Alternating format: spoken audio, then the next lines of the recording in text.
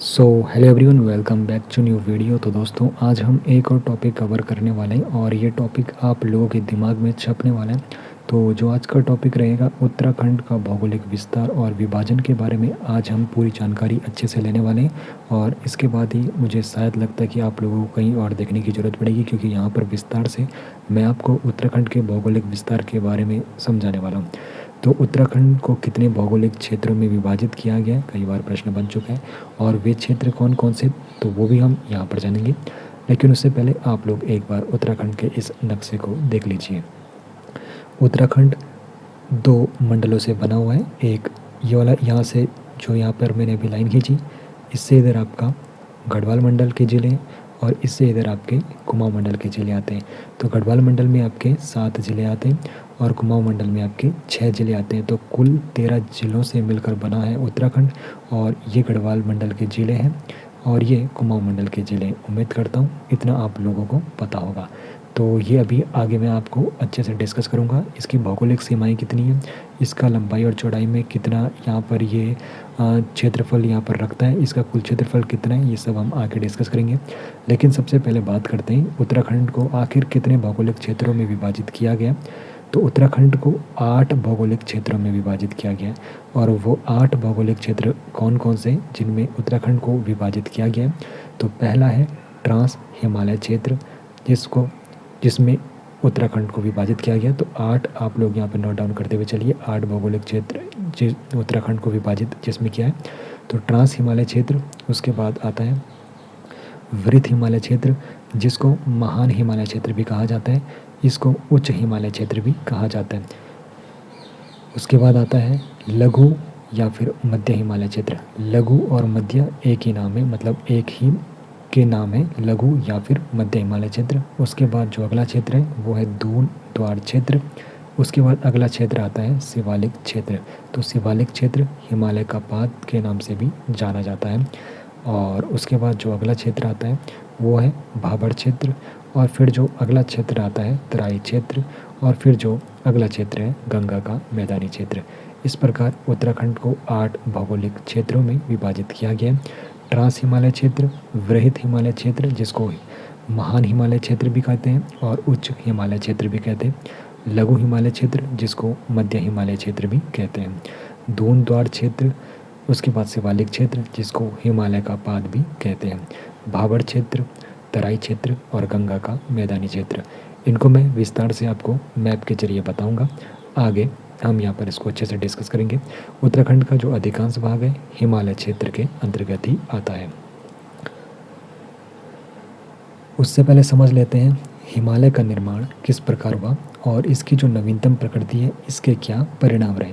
तो हिमालय का निर्माण किस प्रकार हुआ, इस नक्शे की बदौलत, इस जो यहाँ पे ये मैप है इसकी बदौलत आप लोग अच्छे से समझ पाओगे।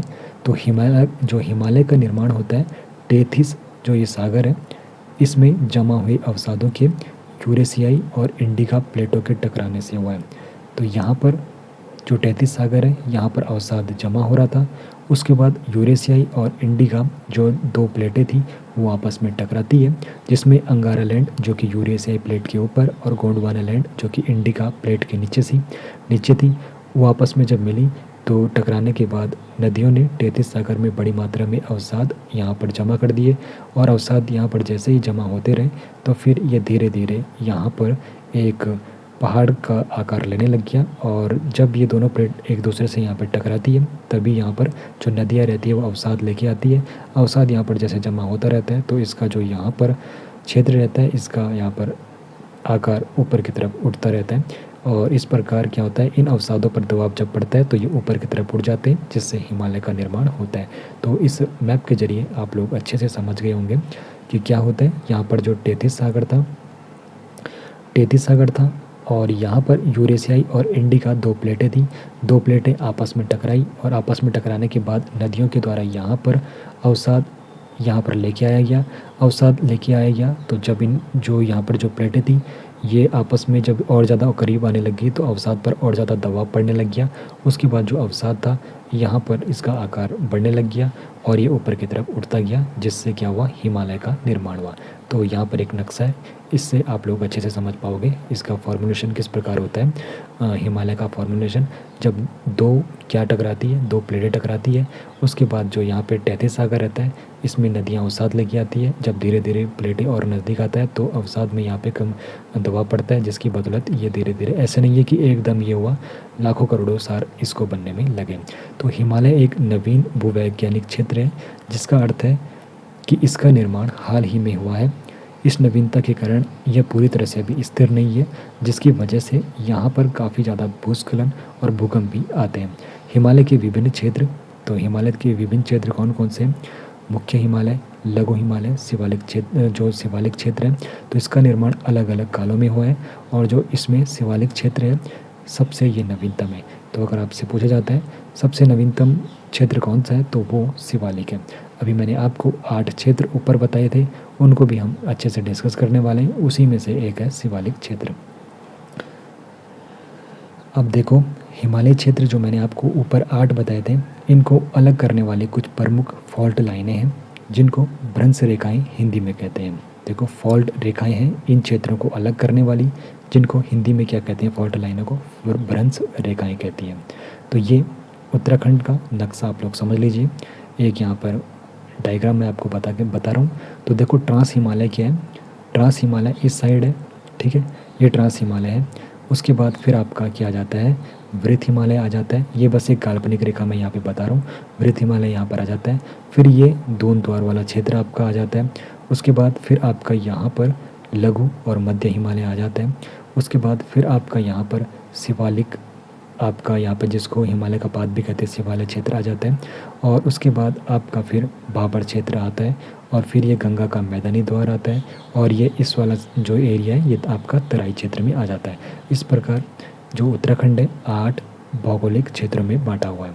अब देखो, जो यहाँ पर मैंने आपको बताई थी, यहाँ पे जो इनको अलग करती है भ्रंश रेखाएं, जिनको क्या कहते हो आप, फॉल्ट लाइन, तो इनको किस प्रकार अलग किया जाता है। ये ट्रांस हिमालय, तो ट्रांस हिमालय को वृत्त हिमालय से जो अलग करता है, वृत्त हिमालय को और किस नाम से जाना जाता है, तो वृत्त हिमालय को महान हिमालय और मुख्य हिमालय के नाम से भी जाना जाता है।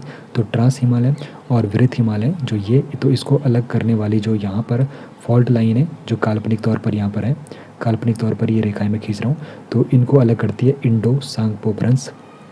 क्या अलग करती है, इंडो सांगपो भ्रंश, जिसको सचर जोन या फिर हिंज लाइन भी कहते हैं। इंडो सांगपो भ्रंश, जिसको सचर जोन या फिर हिंज लाइन भी कहते हैं, तो वो ट्रांस हिमालय और वृत्त हिमालय को अलग करती है। उसी प्रकार वृत्त हिमालय को लघु हिमालय से कौन अलग करता है, तो वृत्त हिमालय जो ये और ये आपका लघु हिमालय, तो इन दोनों को अलग करने का जो यहाँ पे फॉल्ट लाइन है, तो इनके बीच जो ये लाइन है, इसको मुख्य केंद्रीय भ्रंश, जिसको अंग्रेजी में मेन सेंट्रल थ्रस्ट कहते हैं, तो ये वृत्त हिमालय और लघु हिमालय को अलग करने वाली फॉल्ट लाइन है, जिसको MCT यानी कि मेन सेंट्रल थ्रस्ट, हिंदी में मुख्य केंद्रीय भ्रंश कहते हैं। और फिर शिवालिक, लघु हिमालय और शिवालिक को जो अलग करती है, वो है आपकी मुख्य सीमा भ्रंश, जिसको मेन बाउंड्री थ्रस्ट भी कहते हैं। तो ये लघु हिमालय और शिवालिक जो यहाँ पर क्षेत्र है, उसको अलग करने का काम करता है मुख्य सीमा भ्रंश, जिसको MBT कहते हैं, मेन बाउंड्री थ्रस्ट। और उसके बाद शिवालिक को भाबर से जो अलग करता है, हिमालय का अग्र सीमा उसको कहते हैं। तो यहाँ पर ये काल्पनिक इस प्रकार रेखाएं हैं। तो उम्मीद करता हूँ अगर आप लोग समझ गए तो आगे बढ़ते हैं। तो ये अब मैं आपको यहाँ पे नोट्स के जरिए बताता हूँ। देखो, उत्तराखंड के जो हिमालय क्षेत्र है, 8 यहाँ पर मैंने आपको बताया 8 भौगोलिक क्षेत्र। तो इन 8 भौगोलिक क्षेत्र को अलग करने वाली जो लाइनें होती हैं, जिनको फॉल्ट लाइन कहते हैं और हिंदी में भ्रंश रेखा कहते हैं। सबसे पहले आपका जो ऊपर की तरफ था ट्रांस हिमालय था, तो ट्रांस हिमालय को और वृत्त हिमालय, जिसको महान हिमालय भी कहते हैं और मुख्य हिमालय भी वृत्त हिमालय को कहते हैं। तो ट्रांस हिमालय और वृत्त हिमालय को जो आपस में लाइन अलग करती है, लाइन यानी कि फॉल्ट लाइन अलग करती है, तो उसको इंडो सांगपो भ्रंश कहते हैं, या फिर सचर जोन कहते हैं, या फिर हिंज लाइन कहते हैं। तो ये आपको पता होना चाहिए। ट्रांस हिमालय को वृत्त हिमालय से कौन सी फॉल्ट लाइन अलग करती है, उसको अलग करती है इंडो सांगपो भ्रंश, इंडो सांगपो भ्रंश, या फिर सचर जोन, या फिर हिंज लाइन। तो ये आपको इन्फॉर्मेशन पता होनी चाहिए ट्रांस हिमालय को वृत्त हिमालय से अलग करने वाली फॉल्ट लाइन कौन सी है? इंडो सांगपो ब्रंज या फिर सचर जोन या फिर हिंज लाइन। उसके बाद आगे बढ़ते हैं। फिर दूसरी जो फॉल्ट लाइन थी वो थी मुख्य केंद्रीय भ्रंश। तो मुख्य केंद्रीय भ्रंश जिसको मेन सेंट्रल थ्रस्ट भी कहते हैं, तो ये क्या करती है? वृत्त हिमालय जिसको महान हिमालय और मुख्य हिमालय भी कहते हैं, वृत्त हिमालय को, और लघु हिमालय जिसको मध्य हिमालय भी कहते हैं, तो इनको ये अलग करने के काम करता है कौन? मुख्य केंद्रीय भ्रंश, मेन सेंट्रल थ्रस्ट, यानी कि MCT इसको शॉर्ट में आप लोग कह सकते हो, मेन सेंट्रल थ्रस्ट। तो वृत्त हिमालय जिसको महान हिमालय भी कहते हैं और लघु हिमालय जिसको मध्य हिमालय भी कहते हैं, तो इन दोनों को अलग करने का काम कौन करता है? मुख्य केंद्रीय भ्रंश जिसको मेन सेंट्रल थ्रस्ट भी कहते हैं। उसके बाद मुख्य सीमा भ्रंश क्या करता है? ये लघु हिमालय जिसको मध्य हिमालय भी कहते हैं और शिवालिक क्षेत्र, इन दोनों को अलग करने का काम करता है कौन? मुख्य सीमा भ्रंश जिसको मेन बाउंड्री थ्रस्ट भी कहते हैं। तो ये क्या करती है? लघु हिमालय जिसको मध्य हिमालय भी कहते हैं और शिवालिक क्षेत्र, तो इन दोनों को अलग करने का काम करता है। उसके बाद क्या आता है? शिवालिक क्षेत्र को भाबर क्षेत्र से अलग करने का काम कौन करता है? हिमालय अग्रसीमा। तो हिमालय अग्रसीमा क्या करता है? हिमालय क्षेत्र और भाबर क्षेत्र को अलग करने का काम करता है। हिमालय की अग्रसीमा को ये दर्शाता है। और शिवालिक को अन्य किस नाम से जाना जाता है? हिमालय के पाद के नाम से शिवालिक को जाना जाता है। उम्मीद करता हूँ ये फॉल्ट लाइन आप लोगों को समझ आ गई होंगी। तो एक बार फिर से आप लोग देख लीजिए, जल्दी से जल्दी यहाँ पर आपका रिवीजन भी हो जाएगा। तो ट्रांस हिमालय को वृत्त हिमालय से अलग करने वाली जो फॉल्ट लाइन है वो है इंडो सांगपो ब्रंज जिसको सचर जोन या फिर हिंज लाइन भी कहते हैं। वृत्त हिमालय को लघु हिमालय जिसको मध्य हिमालय भी कहते हैं उससे अलग कौन करता है? तो मेन सेंट्रल थ्रस्ट यानी कि मुख्य केंद्रीय भ्रंश से अलग करता है।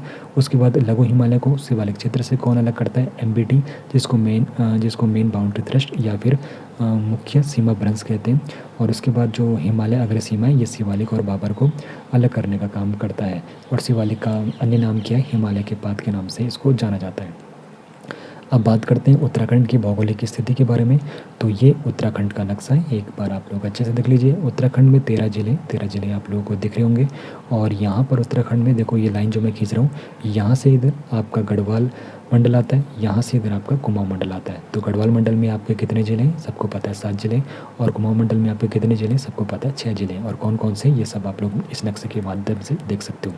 अब देखो इसका हमें लंबाई का पता करना है, लेकिन उससे पहले मैं आपको कुछ और बताना चाहता हूँ। तो उत्तराखंड क्या है? भारत के उत्तरी पूर्वी गोलार्ध में उत्तराखंड जो हमारा है भारत के उत्तरी और पूर्वी गोलार्ध में, और इसका जो अक्षांशीय विस्तार है उत्तरी पूर्वी गोलार्ध में उत्तराखंड है। और इसका जो अक्षांशीय विस्तार है 28 डिग्री 43 मिनट उत्तर से लेके, अक्षांशीय अगर विस्तार आपसे पूछा जाता है तो अक्षांशीय इसका विस्तार है 28 डिग्री 43 मिनट से लेके 31 डिग्री 27 मिनट तक उत्तर तक इसका अक्षांशीय विस्तार है। तो ये आपको पता होना चाहिए। और अगर आपसे देशांतरीय विस्तार पूछा जाएगा तो इसका देशांतरीय विस्तार है 77 डिग्री 34 मिनट से लेकर 81 डिग्री 2 मिनट तक इसका पूर्व में देशांतरीय विस्तार है। तो ये इन्फॉर्मेशन भी आपको पता होनी चाहिए। उत्तराखंड क्या है? भारत के उत्तर पूर्वी गोलार्ध में। ये इन्फॉर्मेशन अगर क्लियर है तो फिर हम आगे बढ़ते हैं, ठीक है। अब मैं फिर से बता रहा हूँ आपको, उत्तराखंड भारत के उत्तरी पूर्वी गोलार्ध में अक्षांशीय विस्तार अगर आपसे पूछा जाएगा तो 28 डिग्री 43 मिनट उत्तर से 31 डिग्री 27 मिनट उत्तर तक इसका अक्षांशीय विस्तार है।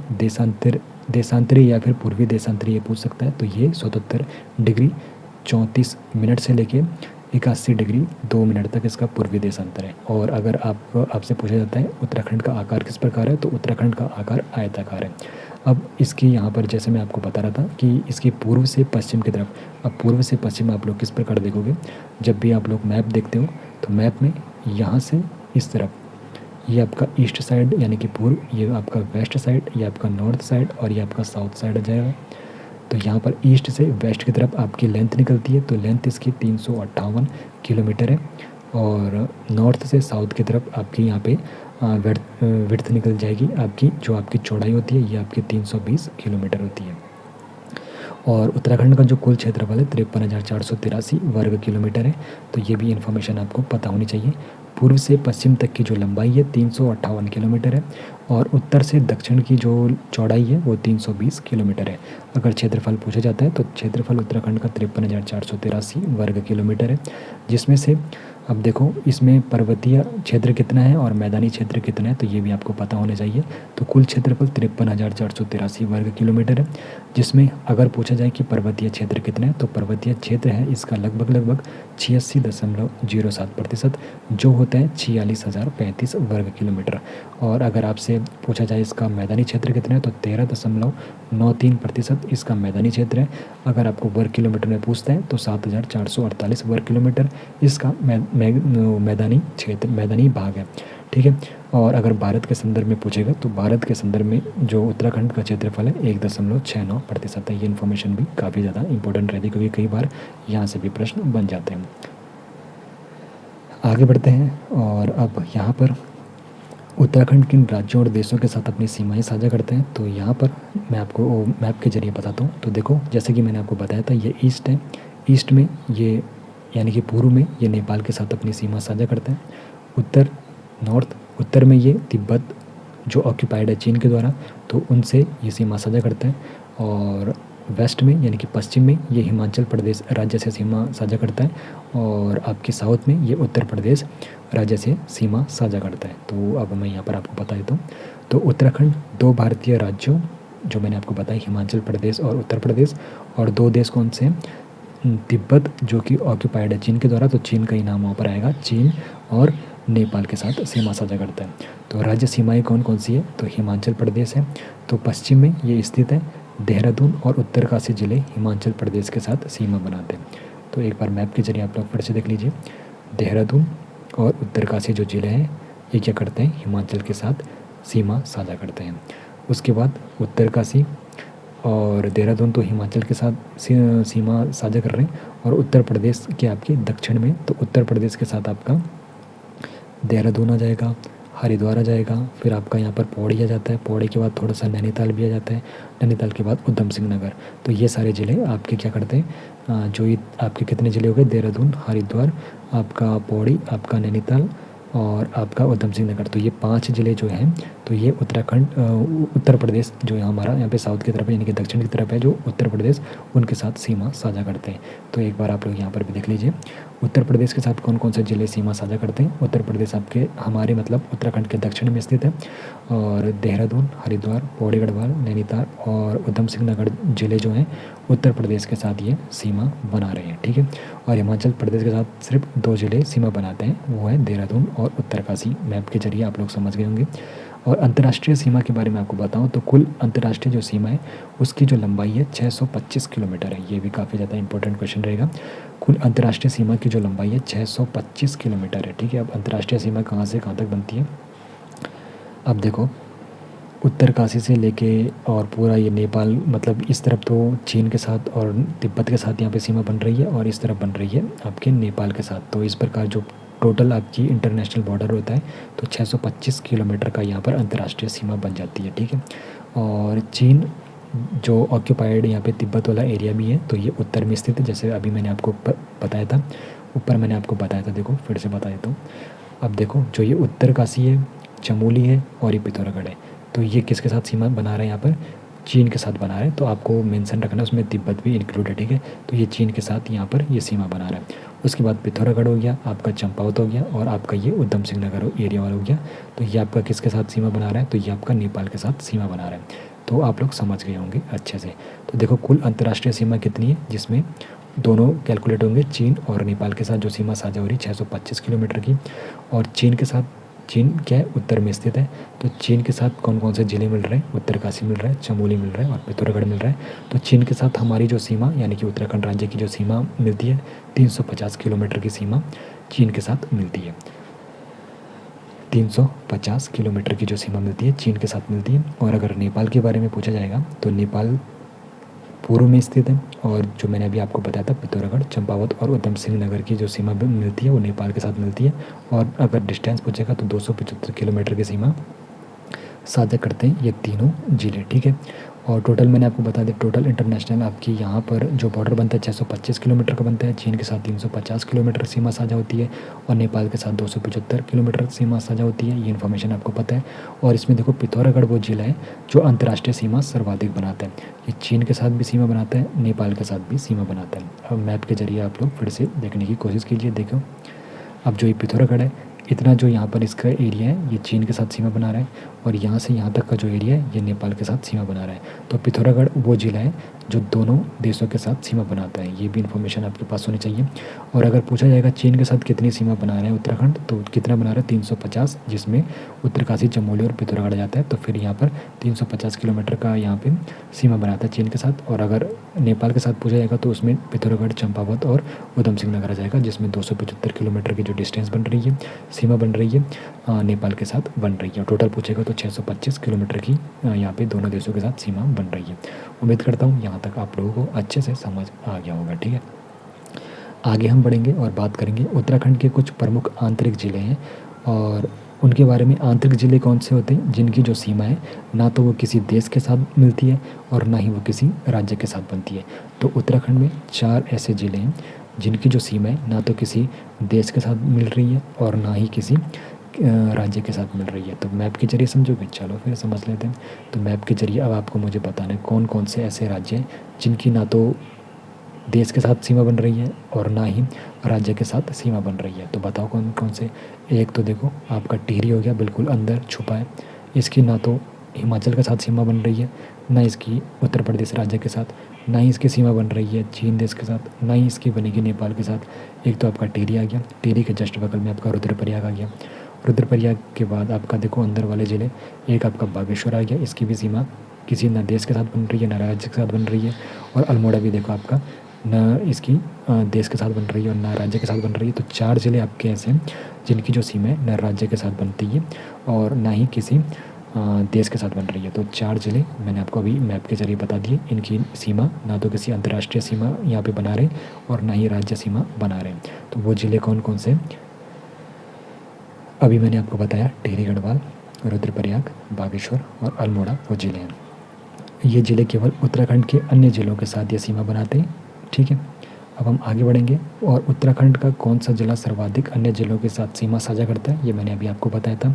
तो नहीं ये नहीं बताया था, मैंने आपको देश के बारे में बताया था कि कौन सा ज़िला अन्य देशों के साथ सीमा साझा करता है सबसे ज़्यादा, तो वो पिथौरागढ़ था। लेकिन अब यहाँ पे पूछ रहे हैं उत्तराखंड का कौन सा ज़िला है जो सर्वाधिक अन्य ज़िलों यानी कि हमारे अपने जो ज़िले हैं उनके साथ सीमा साझा करता है। तो वो कौन करता है, पौड़ी गढ़वाल करता है। और टोटल कितने ज़िलों के साथ ये सीमा साझा करता है, 7 ज़िलों के साथ ये सीमा साझा करता है। ठीक है, अब मैप के जरिए समझोगे तो फिर आप लोग अच्छे से समझ पाओगे। ठीक है, अब देखो मैप के जरिए अगर आप लोग इसको समझने की कोशिश करोगे तो जो पौड़ी गढ़वाल ज़िला है ये एकमात्र ऐसा ज़िला है जो हमारे जो ज़िले हैं 13, इनमें 7 ज़िलों की सीमा को साझा करता है। अब देखो यहाँ पर क्या होता है, उत्तरकाशी को छोड़ के, अपने गढ़वाल मंडल में उत्तरकाशी ज़िले को छोड़ के बाकी ये जो हमारे 6 अब कितने हो गए, एक तो ये खुद हो गया 5 और ये उत्तरकाशी को छोड़ देंगे तो फिर हमारा कितना होगा 5 बचेंगे ना, एक ये छठा खुद हो गया और 7 उत्तरकाशी है। तो देखो यहाँ से जो पौड़ी है हरिद्वार की सीमा को भी साझा कर रहा है, देहरादून भी कर रहा है, टिहरी भी कर रहा है, रुद्रप्रयाग भी कर रहा है, चमोली भी कर रहा है और यहाँ से अल्मोड़ा भी कर रहा है और यहाँ से नैनीताल भी कर रहा है। तो इस प्रकार यहाँ पर जो पौड़ी गढ़वाल है 7 ज़िलों की सीमा साझा कर रहा है। ये भी कई बार प्रश्न बन जाता है कि कौन सा ज़िला है जो सर्वाधिक अन्य ज़िलों के साथ सीमा साझा करता है, वो है पौड़ी गढ़वाल। 7 ज़िलों के साथ सीमा साझा करता है, हरिद्वार, देहरादून, टिहरी गढ़वाल, रुद्रप्रयाग, चमोली, अल्मोड़ा और नैनीताल के साथ। अब देखो विभिन्न भौगोलिक क्षेत्रों की मुख्य विशेषताएं क्या क्या है, तो मैंने आपको 8 भौगोलिक क्षेत्र तो बता दिए, साथ ही साथ मैंने आपको बता दिया फॉल्ट लाइन यानी कि इन क्षेत्र को अलग करने वाली कौन सी फॉल्ट लाइन है। और चलो फिर अब यहाँ पर इनके बारे में कुछ और इन्फॉर्मेशन लेनी है, उसके बाद फिर एक जल्दी से हम ओवरव्यू लेंगे और मैं आपका यहाँ पर रिवीजन भी करा दूंगा कि आप लोगों ने कितना पढ़ा है। तो देखो सबसे पहला हमारा जो ट्रांस हिमालय क्षेत्र था, तो ट्रांस हिमालय क्षेत्र क्या है, हिमालय के पार वाला जो क्षेत्र है, हिमालय के पार ही जाता है। तो इसकी अगर चौड़ाई पूछी जाती है तो 20 से 30 किलोमीटर इसकी चौड़ाई है, ये आपको एक्यूरेट याद रखनी है। ट्रांस हिमालय क्षेत्र जो है इसकी जो चौड़ाई है 20 से 30 किलोमीटर इसकी चौड़ाई है। अगर इसकी ऊंचाई पूछी जाएगी तो इसकी जो ऊंचाई है 2500 से 3500 मीटर इसकी ऊंचाई है। और ट्रांस हिमालय क्षेत्र में जो ज़िले आते हैं तो किन ज़िलों के हिस्से आते हैं, इसमें उत्तरकाशी, चमोली और पिथौरागढ़ के कुछ हिस्से इसमें आते हैं और इसको वृष्टि छाया प्रदेश भी कहते हैं। ट्रांस हिमालय क्षेत्र को वृष्टि छाया प्रदेश भी कहते हैं। और जो अधिकांश दर्रे वो कहाँ पर है, ट्रांस हिमालय क्षेत्र में अधिकांश दर्रे स्थित है। उसके बाद हमने क्या देखा था, वृत्त या फिर जिसको उच्च हिमालय या फिर मुख्य हिमालय भी कहते हैं। तो इसका जो चौड़ाई है इसकी चौड़ाई 15 से 30 किलोमीटर ये चौड़ा है। और ऊंचाई पूछी जाएगी तो ऊंचाई इसकी 4500 से 7817 मीटर है। 4500 से 7817 मीटर ऊंचाई किसकी है? वृत्त हिमालय, या फिर जिसको उच्च हिमालय, या फिर जिसको महान हिमालय, या फिर जिसको क्या कहते हैं, मुख्य हिमालय। तो ये सब इसी के नाम है। तो यहाँ पर इसकी जो ऊंचाई है तो 4500 से 7817 मीटर इसकी ऊंचाई है। तो नंदा देवी जो पश्चिमी है, जो सबसे ऊंची चोटी नंदा देवी पश्चिमी, तो इसकी जो ऊंचाई है 7817 मीटर है। और यहाँ पर उत्तराखंड की जो अधिकांश ऊंची चोटी है वो इसी क्षेत्र में पाई जाती है, वृत्त या फिर उच्च हिमालय क्षेत्र, या फिर मुख्य हिमालय क्षेत्र, या फिर महान हिमालय क्षेत्र में पाई जाती है। और विशाल हिमनद जो है जैसे गंगोत्री, पिंडारी, तो ये भी कहाँ पर पाए जाते हैं? ये आपके वृत्त या फिर उच्च हिमालय क्षेत्र या फिर मुख्य हिमालय क्षेत्र में पाए जाते हैं। और निचले भागों में इनके क्या होता है? निचले भागों में इनके बुग्याल या फिर पयार होता है। तो बुग्याल और पयार क्या होता है? तो घास के मैदान को बुग्याल या फिर पयार कहते हैं। और फूलों की जो घाटी स्थित है वो भी आपके उच्च हिमालय क्षेत्र, जिसको वृत्त हिमालय क्षेत्र या फिर मुख्य हिमालय क्षेत्र भी कहते हैं। तो फूलों की घाटी भी आपकी यहीं स्थित है।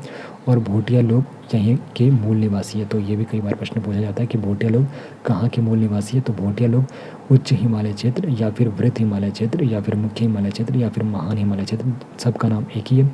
तो ये वहाँ के निवासी हैं। उसके बाद हम आगे बढ़ेंगे और पढ़ेंगे लघु या फिर मध्य हिमालय क्षेत्र। तो लघु और मध्य हिमालय जो क्षेत्र हैं तो इसको हिमाचल या फिर हिम का अंचल भी कहा जाता है। लघु या फिर मध्य हिमालय क्षेत्र को हिमाचल या फिर हिम का आंचल भी कहा जाता है। और इसकी अगर चौड़ाई पूछी जाएगी तो इसकी चौड़ाई है 70 से लेके 100 किलोमीटर इसकी चौड़ाई है। और अगर इसकी ऊंचाई पूछी जाएगी तो इसकी ऊंचाई है 1200 से 4500 मीटर इसकी ऊंचाई है। किसकी? लघु या फिर मध्य हिमालय की जो ऊंचाई है 1200 से 4500 मीटर इसकी ऊंचाई है। और जो लघु या फिर मध्य हिमालय क्षेत्र है 9 जिलों तक इसका विस्तार है। तो 9 जिले आते हैं लघु या फिर मध्य हिमालय क्षेत्र में। तांबा, ग्रेफाइट, जिप्सम जैसे खनिज कहाँ पाए जाते हैं? लघु हिमालय में। बाकी सरयू, रामगंगा जैसी जो नदियाँ हैं यहीं से निकलती है। सरयू और रामगंगा नदी कहाँ से निकलती है? लघु हिमालय या फिर मध्य हिमालय क्षेत्र से।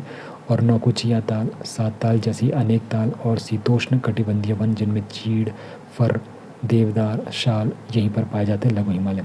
बाकी जो दूधातोली पर्वत श्रृंखलाएँ हैं जिनको उत्तराखंड का पामीर कहते हैं इसी क्षेत्र में आती है। ये हम आगे अभी थोड़ा और डिस्कस करने वाले इसके बारे में। तो देखो क्या होता है, दूधातोली जो पर्वत श्रृंखलाएँ हैं, दूधातोली पर्वत श्रृंखलाएँ, तो यहाँ पे उत्तराखंड का पामीर इनको कहते हैं। तो ये किस क्षेत्र में आती है? तो ये लघु या फिर मध्य हिमालय क्षेत्र में आती है। उसके बाद हम दून द्वार क्षेत्र जो हमने देखा था, तो दून द्वार क्षेत्र जो है इनकी जो चौड़ाई है 24 से 32 किलोमीटर इनकी चौड़ाई है दून द्वार क्षेत्र की। और अगर इनकी ऊंचाई पूछी जाती है तो 350 से 750 मीटर इनकी ऊंचाई है इनकी दून द्वार क्षेत्र की। तो 24 से 32 इनकी क्या है? चौड़ाई, और 350 से 750 मीटर इनकी क्या है? ऊंचाई। और ये पश्चिमी भाग को क्या कहते हैं? इसमें दून कहते हैं। और पूर्वी भाग को क्या कहते हैं? द्वार कहते हैं। पश्चिमी भाग को दून कहते हैं और पूर्वी भाग को द्वार कहते हैं। तभी इसको दून द्वार क्षेत्र कहते हैं। पश्चिम की तरफ यानी कि देहरादून की साइड, पूर्व की तरफ जो मैंने आपको बताया था, पूर्व की तरफ क्या पड़ता है आपका? पिथौरागढ़, चंपावत, ये वाला क्षेत्र आता है ना, तो उस तरफ द्वार आता है। तो लेकिन जो दून द्वार क्षेत्र है उसका क्षेत्र मैंने आपको जैसे बताया था 24 से 32 किलोमीटर चौड़ाई है। तो उस हिसाब से यहाँ पे कैलकुलेट होगा। अब देखो कुछ फेमस यहाँ पे दून है, जैसे देहरादून, कोटली दून, चौखम दून जैसे ये क्षेत्र काफ़ी ज़्यादा फेमस है और यह मानव जनघनत्व के लिए सर्वाधिक है। ठीक है। उसके बाद हमने शिवालिक क्षेत्र पढ़ा था। तो शिवालिक क्षेत्र को बाया हिमालय भी कहते हैं, हिमालय का पाद भी कहते हैं। तो सबसे जो नवीन क्षेत्र है तो ये शिवालिक क्षेत्र है। ठीक है। बाया हिमालय या फिर हिमालय का पाद किसको कहते हैं? शिवालिक क्षेत्र को। अगर इसकी चौड़ाई पूछी जाती है तो 10 से 15 किलोमीटर ये चौड़ाई, और अगर ऊंचाई पूछी जाएगी तो 700 से 1200 मीटर इसकी ऊंचाई है। ये भी आपको पता होना चाहिए। 10 से 15 किलोमीटर इसकी चौड़ाई है, और अगर इसकी ऊंचाई पूछी जाएगी तो 700 से 1200 मीटर इसकी क्या है? ऊंचाई है। और हिमालय का सबसे नवीन भाग है, इसीलिए इसको क्या कहते हैं? हिमालय का पाद, और बाया हिमालय भी इसको कहते हैं। और इसमें क्या है? जीवाश्म मिलते हैं। तो जो शिवालिक क्षेत्र है इसमें जीवाश्म मिलते हैं। और औसत वर्षा जो यहाँ पर होती है, औसत वर्षा यहाँ पर 200 से 250 सेंटीमीटर होती है। ये भी एक बार प्रश्न बन चुका है कि जो शिवालिक क्षेत्र है यहाँ पर कितनी औसत वार्षिक वर्षा होती है। तो शिवालिक क्षेत्र में औसत जो वार्षिक वर्षा होती है 200 से 250 सेंटीमीटर होती है। और इसे उप हिमालय, उत्तराखंड का हृदय स्थल, और प्राचीन ग्रंथों में इसको मैनाक पर्वत भी कहते हैं। ये भी आपको इन्फॉर्मेशन पता होनी चाहिए। देखो इसको उप हिमालय भी कहते हैं, उत्तराखंड का हृदय स्थल भी कहते हैं, ये इन्फॉर्मेशन भी आपको पता होनी चाहिए। उत्तराखंड का हृदय स्थल किसको कहते हैं? तो शिवालिक क्षेत्र को कहते हैं। प्राचीन ग्रंथों में शिवालिक क्षेत्र को क्या कहते थे? तो मैनाक पर्वत कहते थे। और उप हिमालय भी किसका नाम है? शिवालिक क्षेत्र का। बाया हिमालय किसका नाम है? शिवालिक क्षेत्र का। हिमालय का पाद किसका नाम है? शिवालिक क्षेत्र का। ठीक है, उसके बाद हम आगे बढ़ेंगे बाबर क्षेत्र की तरफ। तो बाबर जो क्षेत्र है उबड़ खाबड़ वाला है, मोटे कंकड़ और बालू युक्त भूमि यहाँ पर रहती है। कृषि के लिए अनुपयुक्त यहाँ पर रहती है क्योंकि पानी यहाँ पर सीधे नीचे चला जाता है। पौड़ी गढ़वाल और नैनीताल के कुछ भागों में बाबर क्षेत्र पाया जाता है। पौड़ी गढ़वाल और नैनीताल के कुछ भागों में क्या पाया जाता है? बाबर क्षेत्र। उसके बाद हम आगे बढ़ेंगे तराई क्षेत्र के लिए। तो तराई क्षेत्र का जो यहाँ पर चौड़ाई है 20 से 30 किलोमीटर इनकी चौड़ाई होती है तराई क्षेत्र में। ठीक है, और कृषि के लिए अत्यंत उपयुक्त होते हैं। यहाँ पर धान और गन्ना जैसी फसलों का उत्पादन काफ़ी ज़्यादा अच्छा होता है। और पाताल तोड़ कुएँ कहाँ पर पाए जाते हैं? तो पाताल तोड़ कुएँ पाए जाते हैं तराई क्षेत्र में, जिनकी जो चौड़ाई होती है 20 से 30 किलोमीटर होती है। और उसके बाद हरिद्वार हो गया, पौड़ी गढ़वाल हो गया, नैनीताल हो गया, उधम सिंह नगर हो गया। उधम सिंह नगर के जो दक्षिणी भाग है तो यहाँ तक तराई क्षेत्र फैला हुआ है। हरिद्वार, पौड़ी गढ़वाल, नैनीताल, उधम सिंह नगर के दक्षिणी भागों में ये विस्तृत है। और उसके बाद गंगा का मैदानी क्षेत्र, तो ये 8वां यहाँ पर भौगोलिक क्षेत्र जो हमने यहाँ पर डिस्कस किया था ऊपर। तो गंगा का जो मैदानी क्षेत्र है समतल मैदानी क्षेत्र है। यहाँ पर बांगर जिसको पुरानी जलोढ़ मृदा भी कहते हैं और खादर जो नवीन जलोढ़ होती है। और यहाँ पर ये मिट्टी पाई जाती है बांगर और खादर। बांगर क्या हुई? जो पुरानी जलोढ़ यानी कि नदियों के द्वारा जो लाई गई रेत थी या फिर मिट्टी थी।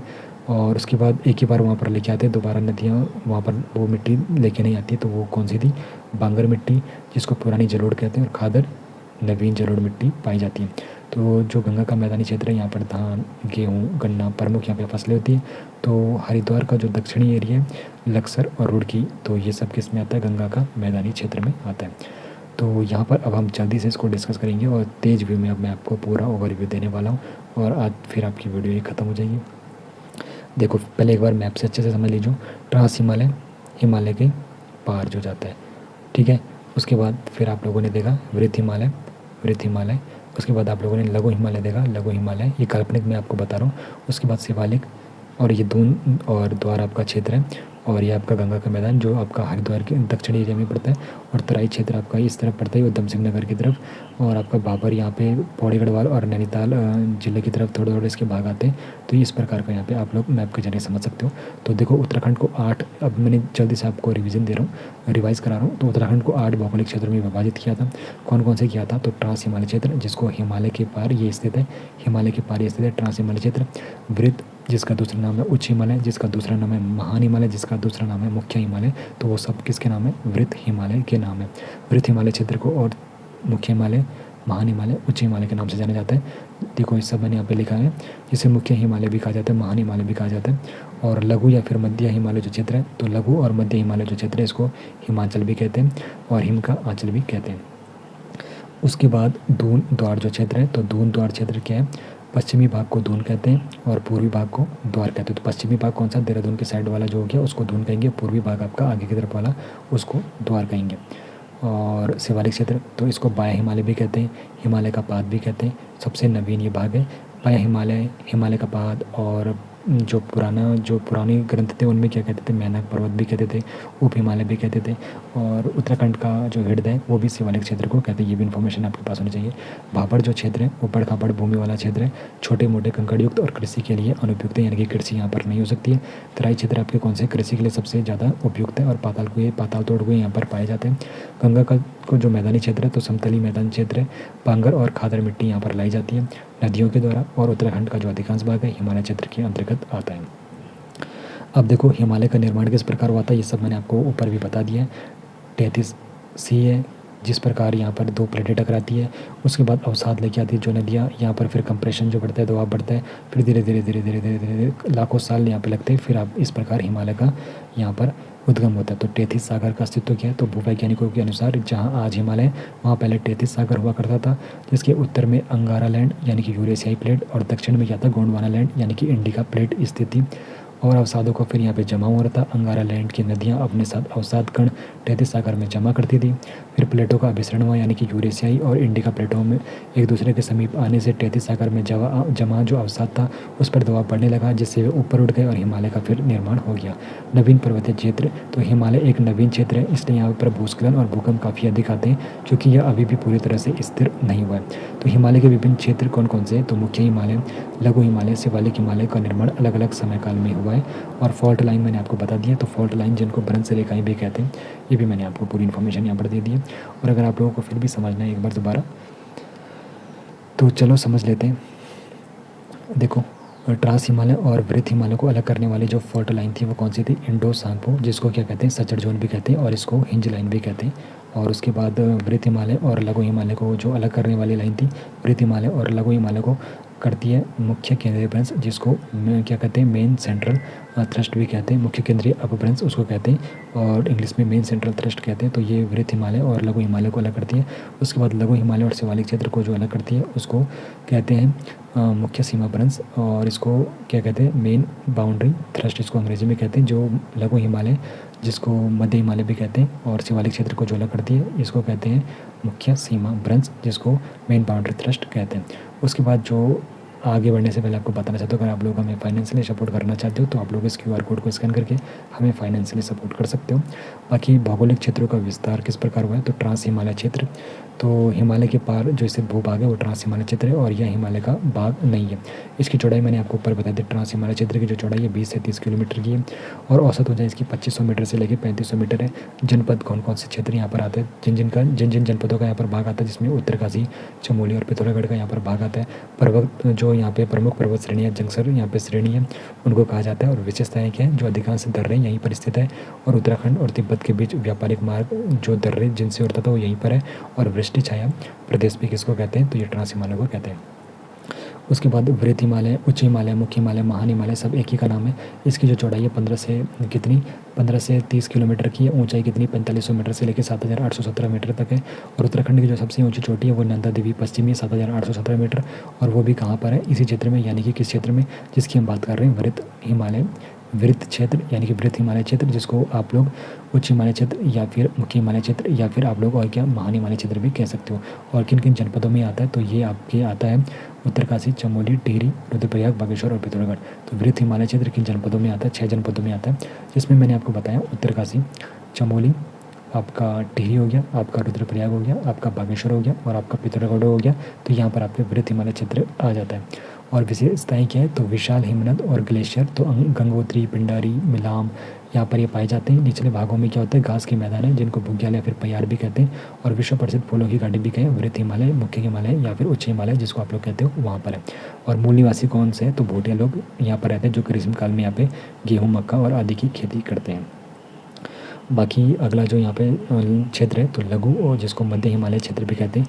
तो इसका जो अन्य नाम है तो लघु हिमालय और मध्य हिमालय, इसका अन्य नाम है हिमालय का हिम का अंचल या फिर हिमांचल इसका नाम है। और अगर इसकी चौड़ाई पूछी जाती है तो लघु हिमालय या फिर मध्य हिमालय की चौड़ाई 70 से लेके 100 किलोमीटर इसकी चौड़ाई है। औसत ऊंचाई अगर इसकी पूछी जाती तो इसकी औसत ऊंचाई है 1200 मीटर से लेके 4500 मीटर तक। लघु हिमालय या फिर मध्य हिमालय की ऊंचाई है 1200 मीटर से लेके 4500 मीटर तक। और जनपद कौन कौन से जनपद इसमें आते हैं? तो इसमें कुल 9 जिले आते हैं, ये भी आपको पता होना चाहिए। जो लघु हिमालय जिसको मध्य हिमालय कहते हैं, तो इसमें 9 जिले आते हैं। 9 जिले कौन कौन से आते हैं? देहरादून आता है, उत्तरकाशी आता है, पौड़ी आता है, टिहरी आता है, रुद्रप्रयाग आता है, चमोली आता है, नैनीताल आता है, अल्मोड़ा आता है, चंपावत आता है। तो इसमें 9 जिले आते हैं। उसके बाद जो खनिज यहाँ पर पाए जाते हैं लघु हिमालय और मध्य हिमालय में, तांबा, ग्रेफाइट, जिप्सम, मैग्नीसाइट यहाँ पर पाए जाते हैं। नदियाँ कौन कौन सी यहाँ से निकलती है? सरयू, रामगंगा, लदिया, नयार, ये नदियाँ यहाँ पर से निकलती हैं। और यहाँ पर जो ताल है लघु हिमालय और मध्य हिमालय क्षेत्र में, नौकुचिया ताल, सात ताल, भीम ताल, खुरपा ताल, पूना ताल, तो यहाँ पर ये सारे ताल हैं। और वनस्पति के बारे में आपको बताऊँ तो 45 से 60% यहाँ पे बाग वनाच्छादित है। शीतोष्ण कटिबंधीय कोण, सघन वन, चीड़, फर, देवदार, साल के यहाँ पे वृक्ष पाए जाते हैं। प्रमुख जो पर्वत श्रेणियाँ यहाँ पर है, दूधातोली पर्वत श्रेणियाँ कहाँ पर आती हैं? लघु या फिर मध्य हिमालय क्षेत्र में आती है। और दूधातोली जो पर्वत श्रृंखला है इनको उत्तराखंड का पामीर भी कहते हैं। और दून द्वार क्षेत्र का अगर आपसे चौड़ाई पूछा जाएगा तो दून द्वार क्षेत्र का जो चौड़ाई है 24 से 32 किलोमीटर है। अगर इनकी ऊंचाई पूछी जाएगी तो 350 से 750 मीटर है। और पश्चिमी भाग जो है उसको दून कहते हैं जैसे कि देहरादून, और पूर्वी भाग जो है उसको द्वार कहते हैं जैसे कोटली दून, चौखम दून, पाटली दून, कोंटा दून और चंडी दून। तो ये क्या है, पूर्वी भाग वाले। और विशेषता क्या है, मानव जनघनत्व तो सर्वाधिक यहीं पर पाया जाता है। देहरादून सबसे ज़्यादा प्रसिद्ध वाला दून क्षेत्र है। उसके बाद आपका जो शिवालिक क्षेत्र है जिसको बाह्य हिमालय भी कहते हैं, हिमालय का पात कहते हैं, उप हिमालय कहते हैं, उत्तराखंड का हृदय स्थल भी इसको कहते हैं, और मैना पर्वत भी शिवालिक क्षेत्र को कहते हैं। अगर शिवालिक क्षेत्र की आपसे चौड़ाई पूछी जाती है तो इस शिवालिक क्षेत्र की चौड़ाई है 10 से 15 किलोमीटर की। ऊंचाई अगर आपसे पूछी जाएगी तो 700 से 1200 मीटर इसकी ऊंचाई है। विशेषता मैं आपको बताऊँ तो यहाँ पर हिमालय का सबसे नवीन भाग कौन सा है, शिवालिक क्षेत्र। जीवाश्म यहाँ पर पाए जाते हैं। औसत जो वार्षिक वर्षा यहाँ पर होती है 200 से 250 सेंटीमीटर की यहाँ पर होती है। और आर्थिक दृष्टि से काफ़ी ज़्यादा महत्वपूर्ण ये क्षेत्र है। और पर्यटन सबसे ज़्यादा इसी क्षेत्र में होता है। और जनपद में आपको बताऊँ तो यहाँ पर कुल 7 जिलों में शिवालिक क्षेत्र आता है, जिसमें दक्षिणी देहरादून है, दक्षिणी उत्तरी हरिद्वार है, दक्षिणी टिहरी है, मध्यवर्ती पौड़ी है, दक्षिणी अल्मोड़ा है, मध्यवर्ती नैनीताल है, दक्षिणी चंपावत है। तो ये 7 जिले आपके आ जाएंगे शिवालिक क्षेत्र में। उसके बाद भाबर क्षेत्र, तो ऊबड़ खाबड़, मोटे कंकड़, मिट्टी और बालू युक्त वाली यहाँ पर भूमि है। तो यहाँ पर कृषि के लिए अनुपयुक्त भूमि है क्योंकि पानी धरातल के नीचे चला जाता है और नदियाँ जो है अदृश्य होकर नीचे बहती है, फिर तराई क्षेत्र पर बाहर निकलती है। और जो जनपद है तो पौड़ी गढ़वाल और नैनीताल के कुछ भागों में भाबर क्षेत्र आता है। उसके बाद तराई क्षेत्र हम देख लेते हैं। तराई क्षेत्र का जो विस्तार है 20 से 30 किलोमीटर इसका चौड़ाई है। और कृषि के लिए सबसे उपयुक्त भूमि कौन सी, तराई क्षेत्र। अच्छी मात्रा में यहाँ पर उत्पादन होता है और फसलें धान गन्ना काफ़ी अधिक मात्रा में होती है। अधिक पानी चाहने वाली फसलें यहाँ पर हो जाती हैं। विशेषता क्या है, यहाँ पर पाताल तोड़ कुएँ पाए जाते हैं। कहाँ पर, तराई क्षेत्र में। और कौन कौन से जनपद में ये तराई क्षेत्र आता है, तो हरिद्वार, पौड़ी गढ़वाल, नैनीताल हो गया, आपका उधम सिंह नगर हो गया, आपका दक्षिणी भाग हो गया। तो ये सब आपके कहाँ पर आते हैं, तराई क्षेत्र में आ जाते हैं। ठीक है। उसके बाद गंगा का मैदानी क्षेत्र जो आपका 8वां भौगोलिक क्षेत्र है। तो यहाँ पर जो इसका क्षेत्र गंगा के समतल मैदानी क्षेत्र का यह हिस्सा है। और यहाँ पर जो मिट्टी के प्रकार का, तो यहाँ पर बांगर मिट्टी आती है जो पुरानी जलोढ़ मिट्टी होती है, खादर मिट्टी आती है जो नवीन जलोढ़ मिट्टी है, नदी के द्वारा लाई गई ये मिट्टी होती है जिसको खादर मिट्टी कहते हैं, जो नवीन जलोढ़ मिट्टी होती है, बांगर यानी कि जो पुरानी जलोढ़ है। और यहाँ पर जो फसलें होती है धान गेहूँ और गन्ना की फसलें होती है। और जनपद तो दक्षिणी हरिद्वार का जो एरिया है अधिकांश भाग लक्सर और रुड़की, तो यहाँ पर ये गंगा के मैदानी क्षेत्र में आता है। तो आप लोगों ने अच्छे से कवर कर लिया है ये 8 भौगोलिक क्षेत्र। और मुझे लगता नहीं है कि अब आप लोग यहाँ पे भूलने वाले हो। तो यहाँ पे प्रमुख पर्वत शिखर उनके बारे में भी एक बार अच्छे से जान लेते हैं। तो मुख्य हिमालय के अंतर्गत जो आते हैं ये मुख्य हिमालय, तो मुख्य हिमालय को और किस नाम से जाना जाता है, जल्दी से मुझे कमेंट में बताओ, जल्दी से, बिना देरी, क्योंकि मैं इतनी बार तब से बोल रहा हूँ। मुख्य हिमालय को और किस नाम से जाना जाता है, तो देखो चमोली जिले में जो मुख्य हिमालय क्षेत्र के अंतर्गत आने वाले ये शिखर है। और चमोली जिले में कौन कौन से, देखो चमोली जिले में नंदा देवी है 7,817 मीटर की ऊंचाई पर, उत्तराखंड की सबसे ऊंची चोटी है। कामेट यहाँ पर है, माणा यहाँ पर है, बद्रीनाथ यहाँ पर है, चौकम्बा यहाँ पर है, त्रिशूल यहाँ पर है, सतोपंथ यहाँ पर है, द्रोणगिरी यहाँ पे, गंधमादन यहाँ पे, कालूका यहाँ पर है, आदि पर्वत यहाँ पे, देवस्थान यहाँ पर है, नंदा घाट यहाँ पर, नीलकंठ यहाँ पे, नंदा घुंगटी और गौरी नारायण पर्वत, नर पर्वत, झेलम, ये सब चमोली जिले में आने वाली यहाँ पे पर्वत चोटी है। उत्तरकाशी जिले में जो आती है भागीरथी आती है, श्रीकंठ आता है, गंगोत्री आता है, यमुनोत्री आता है, बंदरपूज उत्तरकाशी जिले में आने वाली चोटी है। चमोली और पिथौरागढ़ में जो आता है नंदा देवी पूर्वी आती है और ये तीसरे नंबर की सबसे ऊंची चोटी है, 7,434 मीटर इसकी ऊंचाई है। नंदाकोट और गुन्नी भी चमोली और पिथौरागढ़ के क्षेत्र में आने वाली चोटी है। चमोली और उत्तरकाशी में जो आती है केदारनाथ और स्वर्गरोहिणी, कहाँ पर, चमोली और उत्तरकाशी क्षेत्र में आती है। और पिथौरागढ़ में पंचाचूली पर्वत श्रेणी आती है, भी कई बार परीक्षा में पूछी जाती है। पंचाचूली पर्वत श्रेणी है किस हिमालय क्षेत्र में आती है, तो मुख्य हिमालय क्षेत्र में आती है। और किस जिले में आती है, तो ये आती है पिथौरागढ़ जिले में और इसकी ऊंचाई 6,904 मीटर है। उसके बाद मध्य लघु हिमालय की प्रमुख चोटियाँ जो है तो ये भी आपको पता होनी चाहिए। द्रोणागिरी जो चमोली में, सुरकंडा जो कि टिहरी में, चंद्रबंदी या फिर चंद्रकूट पर्वत ये भी टिहरी में, रानीखेत जो कि अल्मोड़ा में, लाल टिब्बा जो कि मसूरी में, देवन, देहरादून, चक्राता, तो ये सब मध्य या फिर लघु हिमालय की प्रमुख पर्वत श्रेणी है। उसके बाद दूधातोली जो पर्वत श्रेणी है, दूधातोली जिसको उत्तराखंड का पामीर भी कहते हैं, तो चमोली, पौड़ी और अल्मोड़ा में ये फैला हुआ है। तो चमोली, पौड़ी और अल्मोड़ा में दूधातोली पर्वत श्रेणियाँ फैली गई है। 5 नदियाँ यहाँ से निकल रही है, पश्चिमी रामगंगा, पश्चिमी नयार, पूर्वी नयार, आटागाड़ और वो का यहाँ पे उद्गम स्थल है। ठीक है। वीडियो काफ़ी ज़्यादा लंबी बन चुकी है, अभी तक आप लोग छोड़ के चले गए होंगे मुझे पता है। और अगर जो अभी तक देख रहे हैं भाई कमेंट में बताओ, बहुत मेहनत लगी है यार। तो देखो उत्तराखंड का भौगोलिक विस्तार और संरचना मैंने आपको बता दिया। स्थिति कैसी है, उत्तरी पूर्वी गोलार्ध में ये स्थित है, उत्तरी पूर्वी गोलार्ध में स्थित है। उत्तरी अक्षांश में कितना है, तो उत्तरी अक्षांश में 28 डिग्री 43 मिनट से लेके 31 डिग्री 27 मिनट तक है। और पूर्वी देशांतर में कितना है, 77 डिग्री 34 मिनट से लेके 81 डिग्री 2 मिनट तक है। और उसके बाद जो इसका आकार है आयताकार है और लंबाई इसकी कितनी है, पूर्व से पश्चिम तक 358 किलोमीटर है, चौड़ाई उत्तर से दक्षिण कितनी है 320 किलोमीटर है, कुल क्षेत्रफल कितना है 53,483 वर्ग किलोमीटर है, पर्वतीय क्षेत्रफल कितने हैं 46,035 यानी कि 86.07 इसका कुल क्षेत्रफल पर्वतीय। मैदानी पूछा जाएगा तो 13.93 यानी कि 7,448 वर्ग किलोमीटर में इसका मैदानी क्षेत्रफल है। भारत के संदर्भ में कुल क्षेत्रफल पूछा जाएगा तो 1.69% है।